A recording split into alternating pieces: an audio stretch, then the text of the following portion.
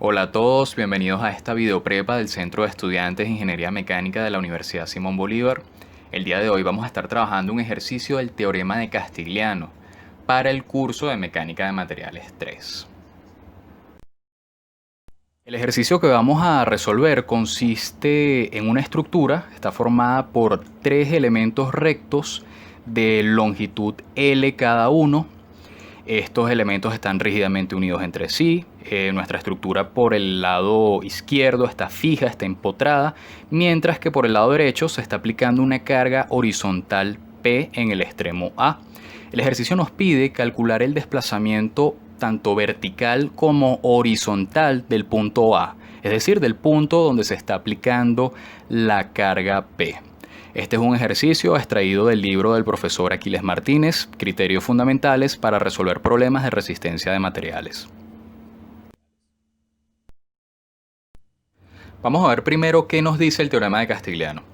El teorema nos está diciendo que si yo tengo una estructura y a esa estructura yo le aplico un conjunto de cargas, digamos n cargas, yo puedo calcular el desplazamiento en el punto de aplicación de una de esas n cargas. Pero el teorema solamente me permite calcular el desplazamiento de ese punto en la dirección en la que yo estoy aplicando esa carga que yo escogí. Por ejemplo, en el ejercicio que vamos a resolver, en el punto A, donde el punto de interés, yo tengo una sola carga aplicada, la carga P, y esa carga es horizontal. Entonces aplicar el teorema de Castigliano allí solamente me permite calcular el desplazamiento horizontal de ese punto. Pero también necesito, el problema me está pidiendo calcular el desplazamiento vertical. Entonces, básicamente en un solo ejercicio tengo dos ejercicios. Uno para el desplazamiento horizontal y otro para el desplazamiento vertical. Para el horizontal vamos a usar el teorema con la carga P, porque es la carga horizontal que se está aplicando en ese punto. Y para el desplazamiento vertical necesito agregar una fuerza que vaya en la dirección vertical. Ese tipo de fuerza la llamamos carga ficticia, porque es una carga que no existe, que nosotros estamos agregando, que estamos inventando para poder aplicar el teorema de Castigliano.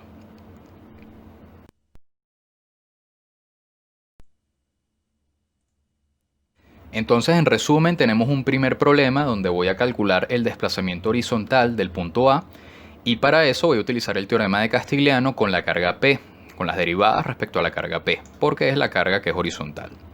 Y después tengo un segundo problema, que es el del cálculo del desplazamiento vertical de A, para el cual yo tengo que agregar una carga ficticia vertical. Y el teorema de Castigliano va a utilizar las derivadas respecto a esa carga vertical. De la carga ficticia me interesa que vaya en la dirección que yo necesito. No importa si va en un sentido o en el otro. En este caso, yo escogí colocarla hacia abajo. No importa si la coloco hacia arriba o hacia abajo, el sentido no va a afectar el problema. Va a generar un signo más adelante que lo vamos a interpretar cuando lleguemos al final del ejercicio. Ahora, ¿qué es esto que está aquí? U total. U total es la energía de deformación de la estructura. Esa energía de deformación es la energía que absorbe la estructura cuando se le aplican las cargas. La estructura se comporta como un resorte. Yo le aplico unas cargas, ella se deforma y esa energía la guarda. Y cuando yo retiro las cargas, ella libera esa energía.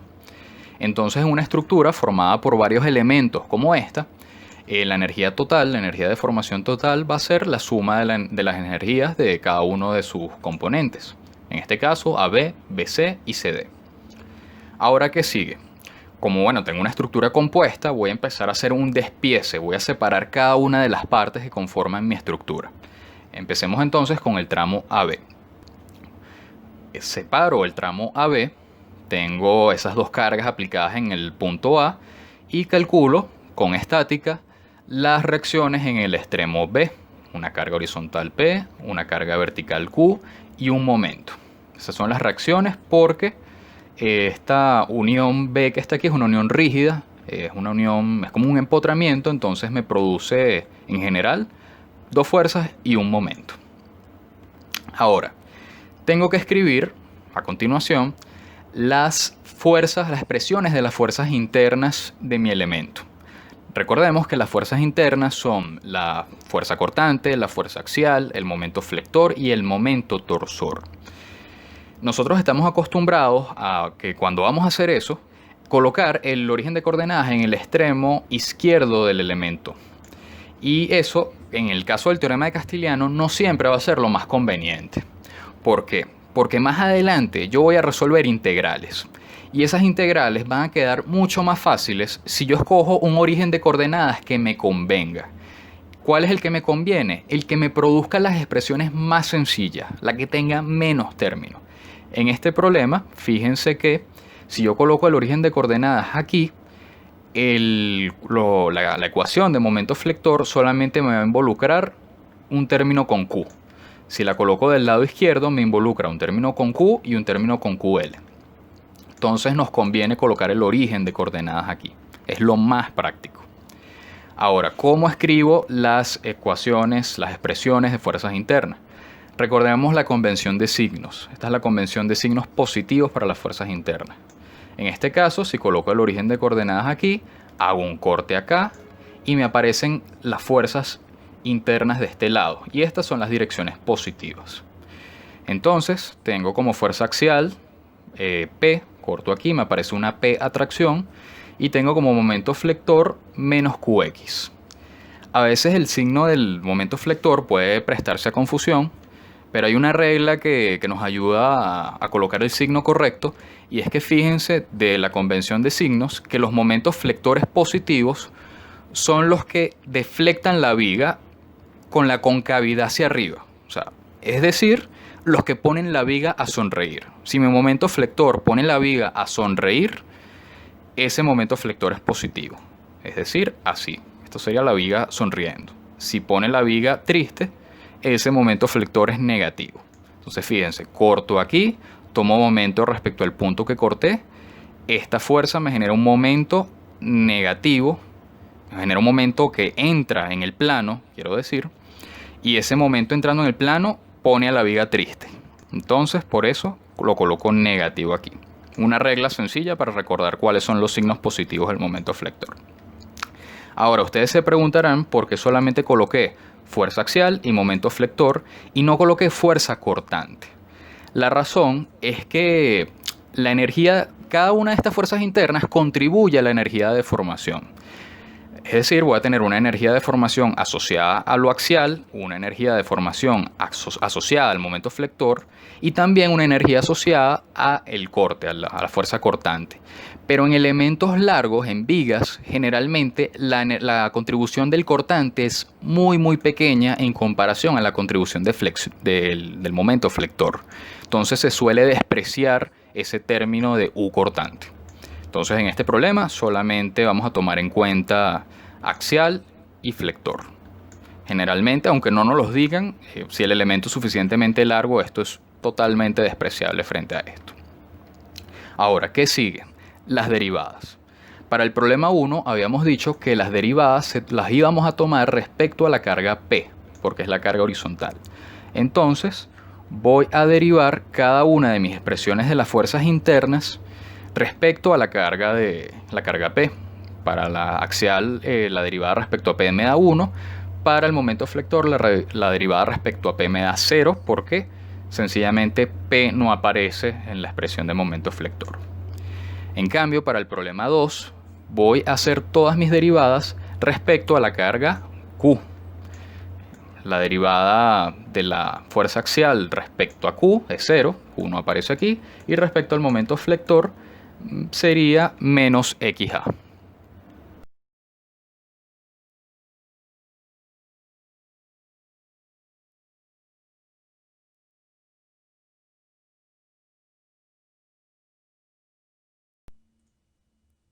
Seguimos entonces con el tramo BC. Colocamos las mismas reacciones que habíamos calculado en B en el tramo anterior, pero obviamente con los sentidos opuestos, ¿no? Porque se trata de un par acción y reacción. Ahora aplicamos estática a todo el elemento BC.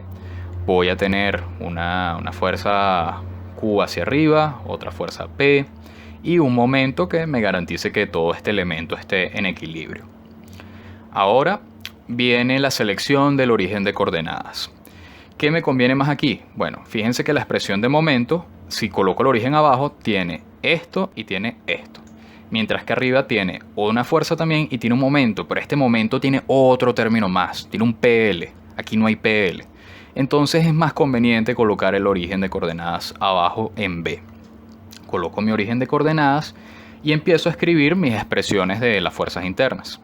La fuerza axial, bastante sencilla, tengo una fuerza Q a tracción y vamos con el momento flector.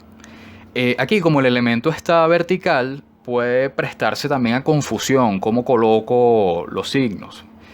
Realmente no importa tanto. Yo esta expresión que está aquí está escrita como si viéramos la viga desde este lado, desde el lado izquierdo de la viga. Imagínense que este extremo de la viga, el extremo C, lo bajamos, acostamos la viga, dejamos el origen de coordenadas en B y vemos la viga como siempre la hemos visto, como la vimos en el tramo anterior. Estos son los signos que yo tendría para el momento flector, pero no se preocupen tanto por los signos del momento flector en el teorema de Castigliano. ¿Por qué? Porque esta expresión más adelante la vamos a multiplicar por la derivada que corresponda, las derivadas que calculemos. ¿Y qué ocurre? Que si coloqué el signo mal, al multiplicar por la derivada se me va a corregir el signo, siempre y cuando hayamos derivado bien. Entonces, un error en el signo del momento flector, la derivada me lo corrige a la hora de multiplicar. Derivemos entonces, para el problema 1, recordemos que tendríamos que derivar respecto a la carga P. La fuerza axial, la derivada nos daría 0. Y para el momento flector nos daría XB. Mientras que para el problema 2, las derivadas son respecto a Q. Y estos serían los resultados que obtendríamos de estas derivadas. Noten entonces que un signo malo aquí me replica el signo acá. Y cuando yo multiplique esta con esta, el signo malo se me va a ir. Se me muere el signo malo y no pasó nada.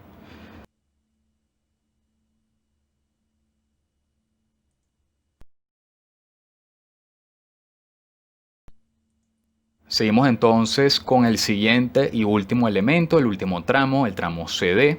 Coloco el elemento, coloco las reacciones que anteriormente habíamos calculado en el punto C, pero obviamente con sentidos opuestos porque son un par acción y reacción, y ubico mi origen de coordenadas.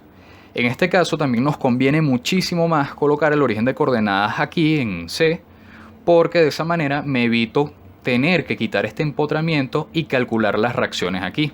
Fíjense que si yo coloco el origen de coordenadas aquí, en el extremo derecho, voy a tener una sola expresión de fuerzas internas que empiece aquí y llegue hasta acá.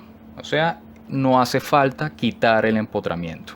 Me ahorro tiempo colocando el origen de coordenadas en ese extremo. Recordemos entonces la convención de signos. Escribimos nuestras fuerzas internas. Tengo una fuerza axial P positiva, atracción. Y tengo esta expresión de momento flector. Fíjense que si yo hago un corte por aquí, tomo momentos respecto a ese punto donde yo corté. Este término, este Q menos P por L, está entrando en la pantalla. Entonces, para equilibrarlo, necesito uno que salga de la pantalla. Y cuando sale de la pantalla, de acuerdo a esta convención de signos, eso es negativo. Por eso está este signo menos aquí. También lo podríamos visualizar como que este momento genera una deflexión negativa de la viga, o sea, la pone triste. Y si la pone triste, negativo aquí. Igualmente la carga Q deflecta la viga de manera negativa, la pone triste y el signo menos que debemos colocar aquí sería negativo. Regla mnemotécnica, también debemos corroborarla con la convención de signos positivos. Tomamos nuestras derivadas. Para el primer problema derivamos respecto a P, ambas expresiones de las fuerzas internas. Y para el segundo problema derivamos respecto a Q. Tengan en cuenta que la importancia de los signos del momento flector es que cada término tengan, por ejemplo en este caso, ambos términos tienen que tener el mismo signo porque ambos producen el mismo efecto. Si yo multiplicara toda esta expresión por menos, la derivada también va a tener ese menos, y cuando yo multiplique esto por esto, ese signo menos por menos me da más y ese signo se me va a ir. Lo que más nos importa en la expresión de momento flector es que ser consistente con la contribución de cada término. Este término contribuye de una manera y este contribuye de la misma. Por lo tanto, el signo de ambos tiene que ser el mismo y de acuerdo a esta convención, ese signo es negativo.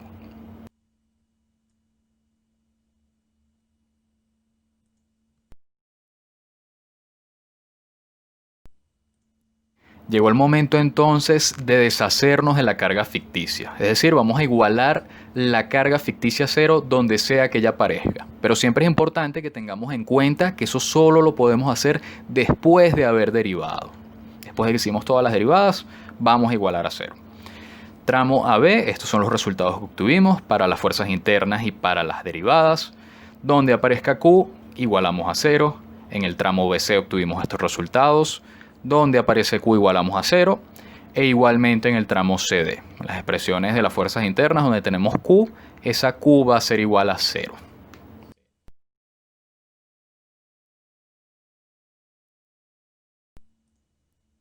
Ahora sí, llegó el momento de aplicar el teorema de Castigliano a los dos subproblemas que tenemos en este ejercicio. Para el primer problema, recordemos que es el cálculo del desplazamiento horizontal. En ese caso, el teorema de Castigliano se aplica con la carga P y eso va a ser igual a estas integrales. Estas integrales representan la contribución de cada una de las fuerzas internas. En la primera integral es la contribución de la fuerza axial, la segunda del momento flector. Fíjense que también habría una integral para la fuerza cortante, pero como dijimos al principio, ese resultado, esa integral, es muy pequeño en comparación al del momento flector. Entonces, en general, siempre lo vamos a despreciar para elementos suficientemente largos. Fíjense que tenemos involucrado aquí. Aquí tenemos la fuerza interna y la derivada de esa fuerza interna respecto a la carga. Momento flector, derivada del momento flector respecto a la carga que estamos usando en esta aplicación del teorema de Castigliano.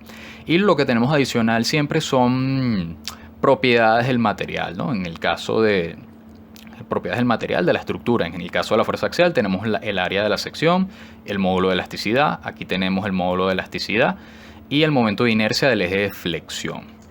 Para el problema 2 tenemos algo muy parecido, también contribución de axial y momento flector, pero aquí tenemos las derivadas respecto a la carga Q.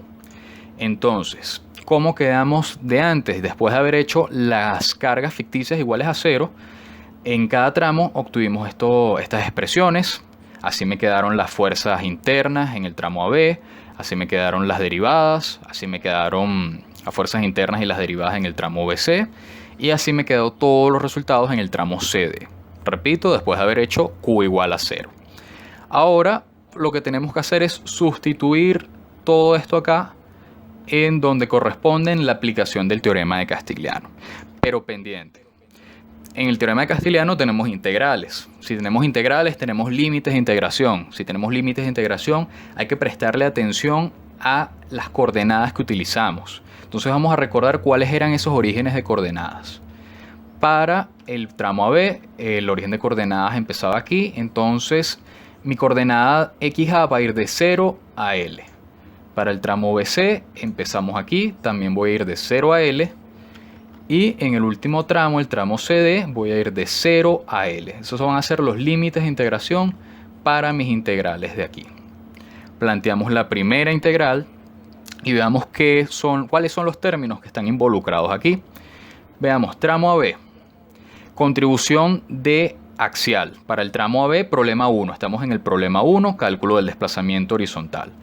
Entonces tenemos P por 1 es P y eso lo vamos a integrar en el tramo AB. Es decir, de 0 a L.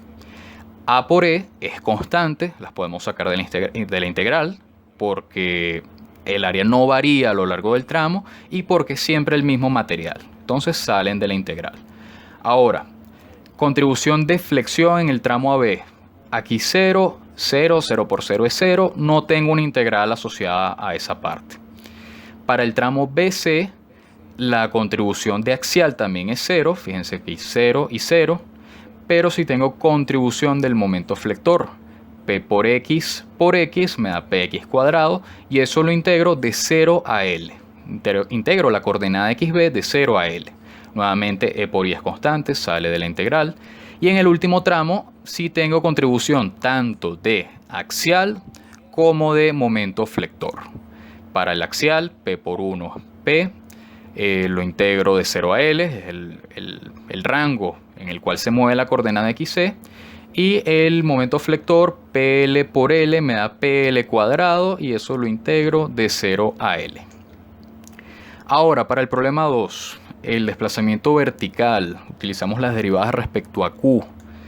En este problema, fíjense que el tramo B no contribuye en nada porque P por 0, 0 y 0 por menos X da 0. No tengo nada asociado al tramo AB en el problema 2. Para el tramo BC, 0 por 1, 0, no tengo una integral asociada a eso entonces, pero sí tengo una para el momento flector, que sería que está aquí, menos PL por X, integrado de 0 a L.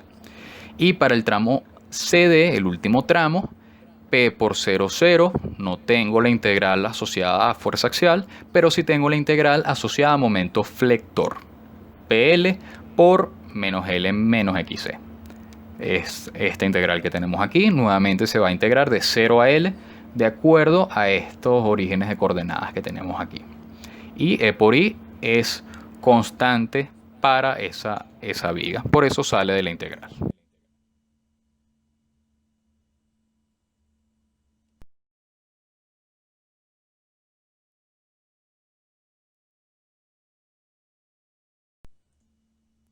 Ahora vamos a ver brevemente qué resultado obtenemos en cada una de estas integrales, que son relativamente sencillas. Esta primera integral de acá, el resultado es P por L. En la segunda integral es PLQ entre 3. En esta integral tenemos P por L y en esta última tenemos PLQ. Eso nos da como resultado para el desplazamiento horizontal de A, esta expresión que está aquí. Fíjense que un término que refleja la contribución de la fuerza axial y un término que refleja la contribución del momento flector. Vamos a hacer lo mismo con el problema 2, el problema del desplazamiento vertical. Estas eran nuestras integrales. La primera integral nos da menos PLQ entre 2 y la segunda menos 3 medios por PLQ. Sumamos y nos da este resultado para el desplazamiento vertical. Lo primero que vemos obviamente es que tenemos un signo menos.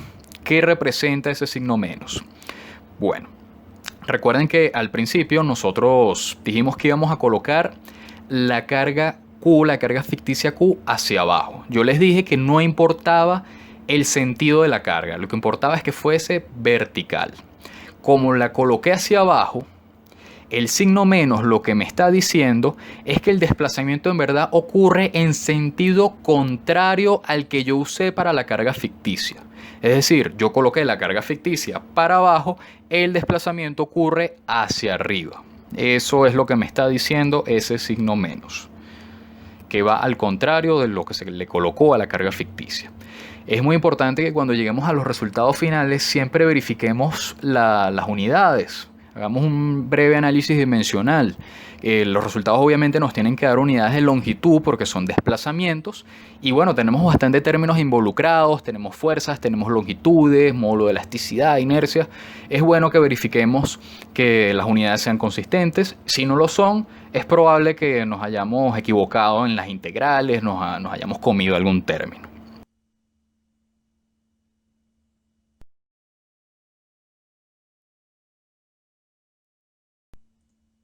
Finalmente, y ya para sintetizar el ejercicio, sintetizar nuestros resultados, vamos a ver qué está ocurriendo en verdad con la estructura.